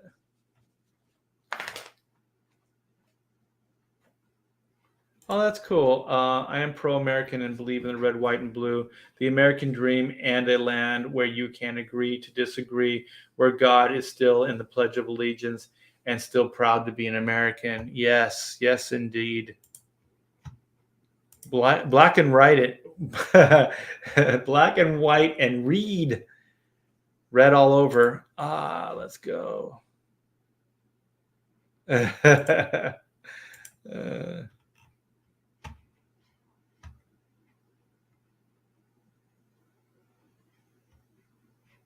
Yeah, exactly. JC is taking Whitney on a show to show his operations like Master Han and Enter the Dragon did to Roper.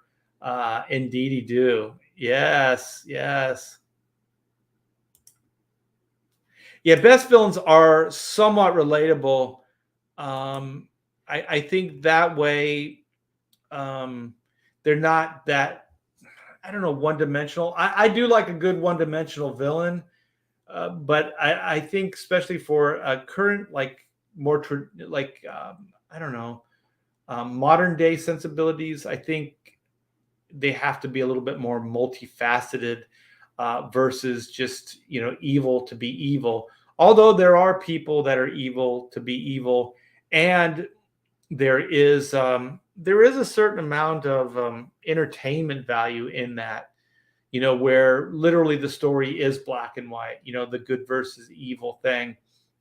And that's a little bit of what we're getting into with black and white, is that, like the tagline says, in a world where law and order is often blurred to gray, justice can only be black and white.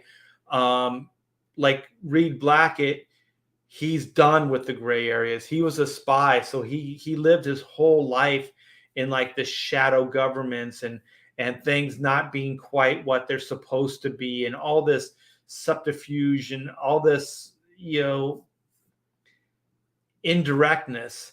And so he becomes disillusioned with being a spy, being in the MI10. And so he thinks the solution is just to retire, just become like an average Joe and just kind of get on with life and see what that's all about. But then when he meets Whitney Sung, and he realizes that she needs some help, and she needs help that specifically he can provide. He kind of comes back into action, but he decides that he's not going to do it the way he's known in the past. So he's not going to be a cop. He's not going to be a soldier. He's not going to be a spy. He's going to be a guy that actually does things on his terms, and his terms are black and white. They're absolute. Like he's got a moral compass that it's akin to, like, say, Clark Kent or Steve Rogers. If you know comic books, you know who I'm talking about, Captain America and Superman. So he's got that kind of moral compass. And I thought it would be interesting if you had somebody that has that kind of innate sensibility, and then you threw them into a spy organization. How hard would it be for them to adapt? Could they adapt? What would that compromise look like? And so one of the things I did in black and white is to help sell the fact that he's like Reed Blackett could even be in an organization like, MI10, British Secret Service, is that he's from a family, a lineage of spies. His father's a spy. His surrogate dad, who's Brooks Gray, a spy. So he kind of grew up in a household of that. And so it's also a little akin to, like, that you have cop families, you have police officers that are generational, you have firefighters that are generational, you even have soldier families, like their father, the grandfather served, the father served, and the son serves.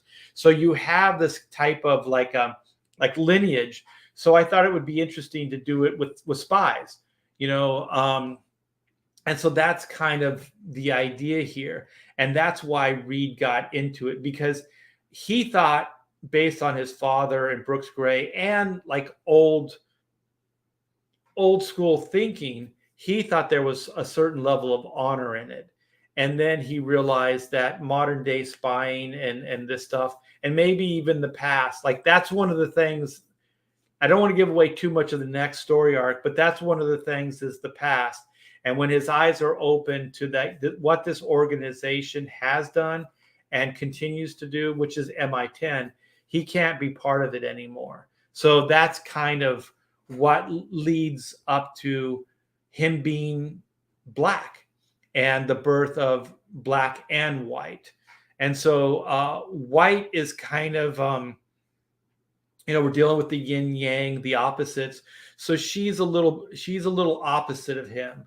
So kind of back to the con like talk that we had earlier, like if you could get two people that respect each other, you can have a heated conversation. You can have an in-depth conversation, but it doesn't have to end badly. It could end in we agree to disagree, or that the other concedes to the point. And so what I thought would be interesting with Reed and Whitney is he's a man, she's a woman. He's got a certain point of view of how the world should be, and she's got a view of the way the world should be. She's got the female perspective, he's got the male perspective. All these different yin yang things that we can play upon. And one of the things I think is interesting, especially in relationship stories, is when there's disagreement. And I don't want it always to be like, they're fighting and stuff like that. But I do think that at times there's going to be disagreement, and there's going to be great agreement. There's going to be mutual agreement that they can move forward with. So, and one of the things I wanted to do, and I so want to get to this point, hold on, in the story is, I want to do, like, relationship stories usually don't work. I admit that, like always the aspects where they're trying to get together are the best, boy meets girl, that type of thing, are they going to get together? That type, that's usually the more interesting thing. Them together becomes boring and mundane. But what I thought would be interesting about Black and White is getting the two together, but they're not conventional people. He's not a 9-to-5er. She's not a homemaker. They're not like that. So what would a relationship look like when you have action junkies? You have people that just aren't conventional. You know what I mean? Like, they go to fantastic places. They meet people that most will never even come in contact with. They're privy to all kinds of stuff that people will never even know exists. And so, how would you have a relationship in that world? They don't really have an interest in settling down, but they do have an interest in each other. So I thought that would be fun to see if you could make that work. You could make a relationship work in an interesting way that wouldn't become stagnant or stale or boring. And so that's what I want to do. I want to have a relationship aspect, because I think most people can relate to, the man-woman dynamic, but not make it boring, make it interesting. So that's my goals with Black and White. And I'm really hoping that with your help, I'll be able to eventually get there. I'm a one-man machine at this point, but I do have ideas of how I can kind of increase my productivity and stuff like that. And I am going to let you guys know, give some more updates on Black and White and the productivity. We are pencil breakdown wise, 45 pages into this story. It's a 68-page story with the 4-page epilogue. So that is coming along, and it's kind of, the more I do it, the faster it's getting. So there was a major learning curve at first, and now I feel like I've found my stride and moving, a lot faster with it. Let me see here. Art, I love how you're talking about their relationship, but don't moonlighting it. Oh no, no. Like Moonlighting did it, and what was that show before that, Heart to Heart and things like that. I don't want it to be sappy. I want them to have like a bombastic relationship. You know what I mean? Like just shit you haven't seen, like a relationship that you'll be able to relate to in a certain way, but in a way that is uniquely these two characters. You know what I mean? Like using their backstory, their takes on life, all that kind of stuff. Like one of the cool things I think was this is another like dated reference, but I'm an old guy. I think it was Lethal Weapon 2 or 3 where they brought a love interest into the story, and it was Riggs.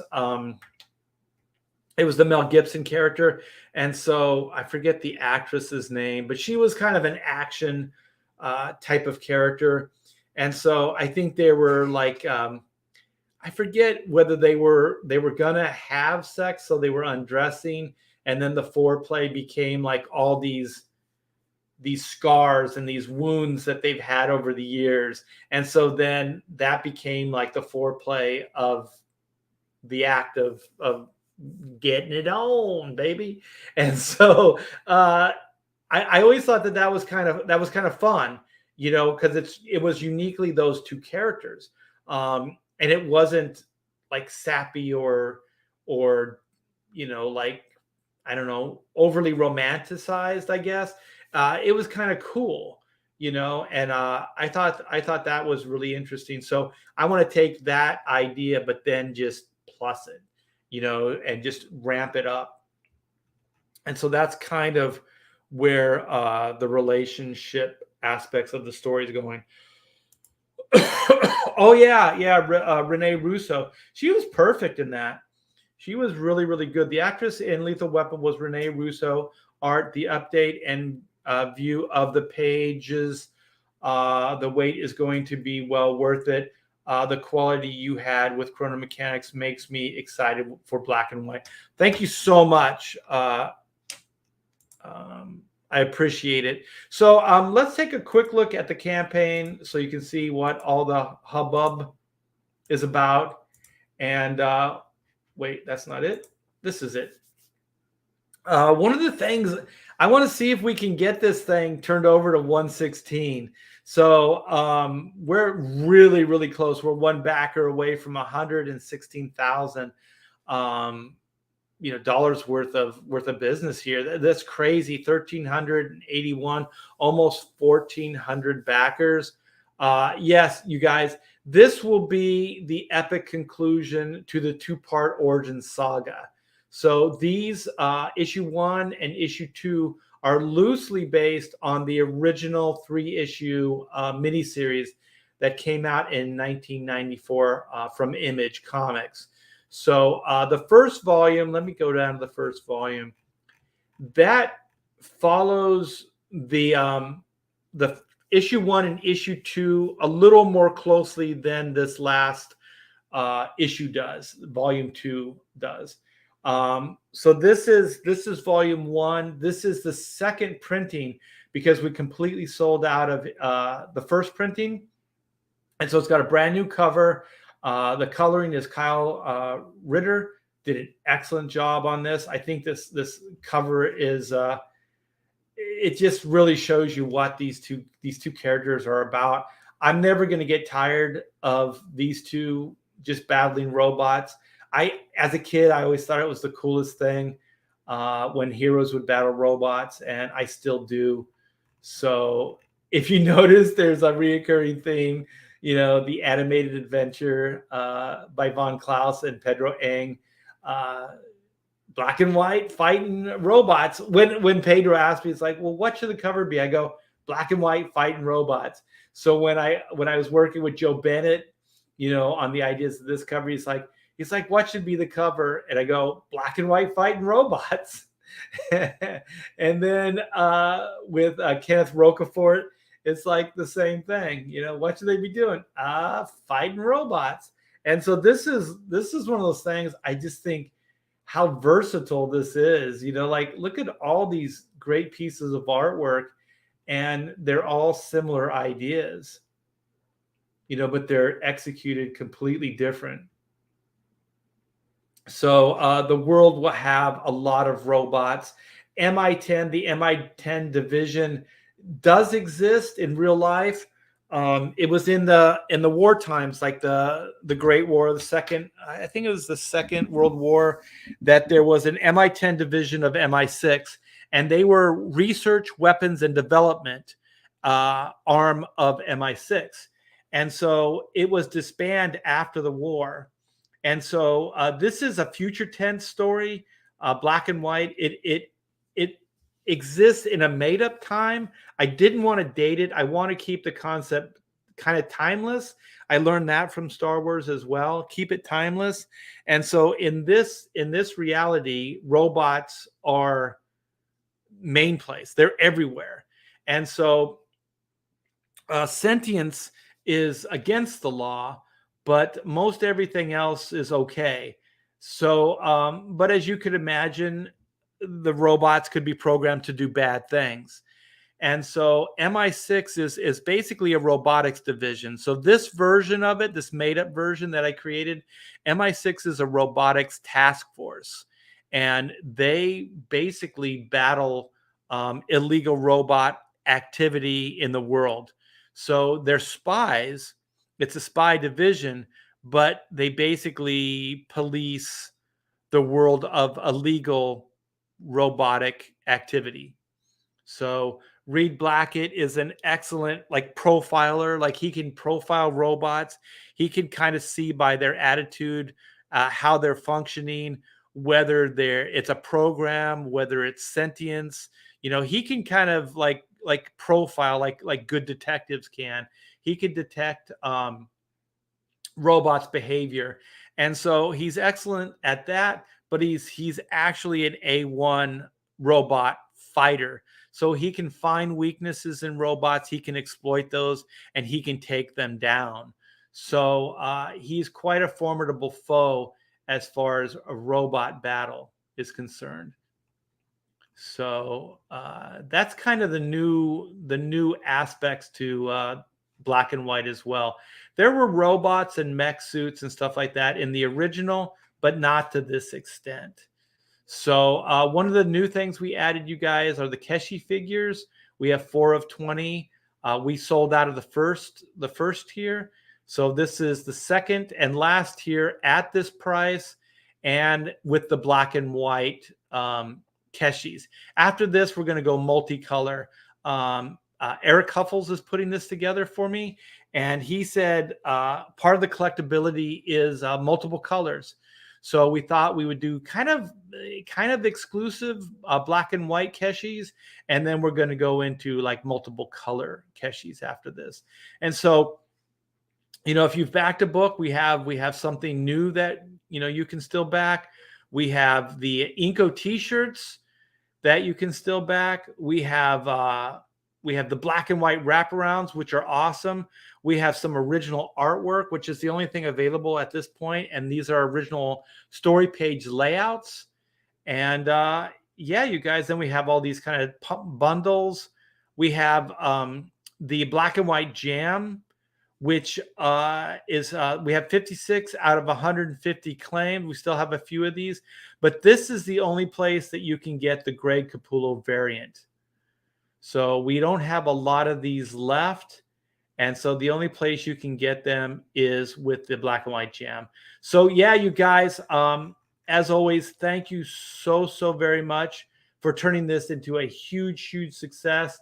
Hopefully by day's end, we can get that thing to 116. That would be phenomenal. With your help, I know we can. If you've already backed, if you could please tweet this out, share it on your social media. Always appreciated. And you guys are the absolute best. So thank you so much. Wait a minute. We got the great John Malin. The Malin is in the house. Dedicated a morning to me. Christian Bale Batman voice. To me. Dedicate a morning to me. One of these days, John, we will do a dedication stream. We will just do a colossal tribute to you and your greatness. You are great in the mainstream, but you are a god in this CG world, man. You have done so much for all of us, blazing a trail and casting a major shadow on the rest of us that aspires me to no end. So there's a new Graveyard Shift campaign. If anybody in the chat has a wrench, post that in the chat, and we can get some eyes on John Malin's new campaign. Pretty fantastic moving forward with Graveyard Shift. He's also got more of a personal IP, which is called Godlike, which I'm really looking forward to. I love the costume design. I don't know how he got away with those.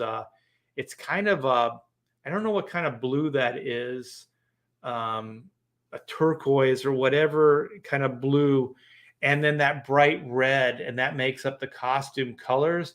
And I don't know how he made it work, but man, it is a great costume design. I really like the design a lot. Oh, here we go. Thank you so much, Pedro. We have a link to Graveyard Shift, Omega Storm. So you guys go check that out.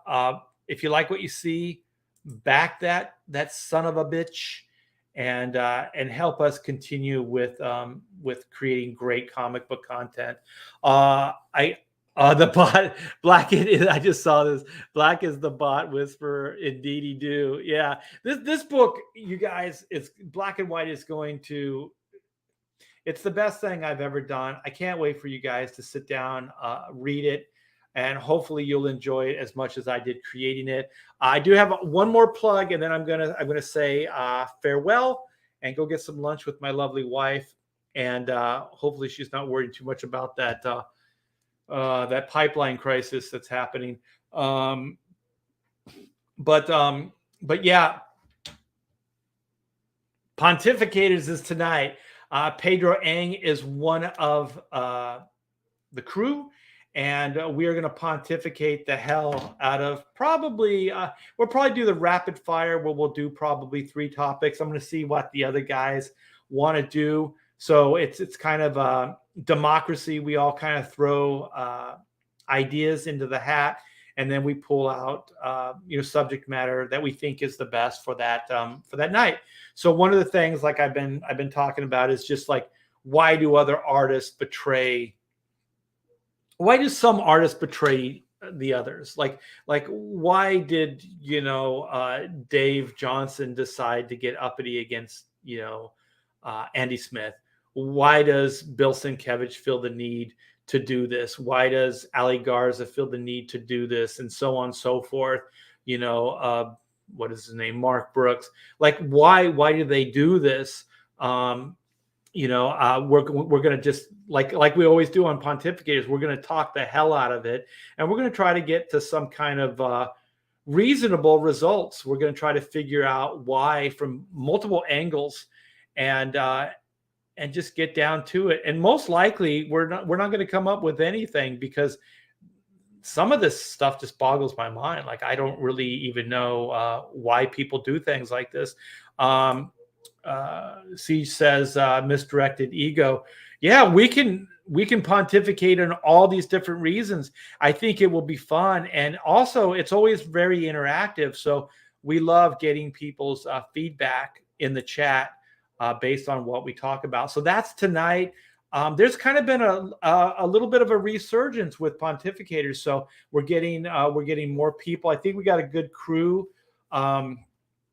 It's always been a lot of different people coming in, but this time out, we got Clint Talinsky, we got Comic Book Bob, we got Pedro Ang, we got, as always, we got Todd Mulrooney, I know I'm missing somebody. We got the newest person, which is Chris Wozniak. And tonight we're going to have Camel Moon. Camel Moon is always welcome. I think I'm going to try to get him in as a regular. I think he said he would do that. And then I'm not sure, but I think that Mike Barron said he would try to come in tonight. So if he comes in, we'll either way, we'll probably show off his campaign, show off John Malin's campaign tonight, and just have a good time, you guys. So it's usually 8 Eastern Standard Time. We usually go for about 2 hours, and it's just a lot of fun. So some folks can't handle jealousy. Mark Brooks is doing some work for Todd McFarlane right now. Well, I mean, the thing is, a lot of those guys are really good. They're really talented guys. Like, I always think, like, you know, if you have the fastest car in town, you don't have to race everybody. You know, you have this quiet confidence that you could annihilate your opponents, right? You don't necessarily have to do it. And I feel like if you're really talented, you don't have to cast shade. You know, you don't have to say these things. But we're going to talk about that tonight. So thanks, guys. Thanks for the super chats. Do appreciate it. You guys have a wonderful day, and we'll see you later tonight. Take care.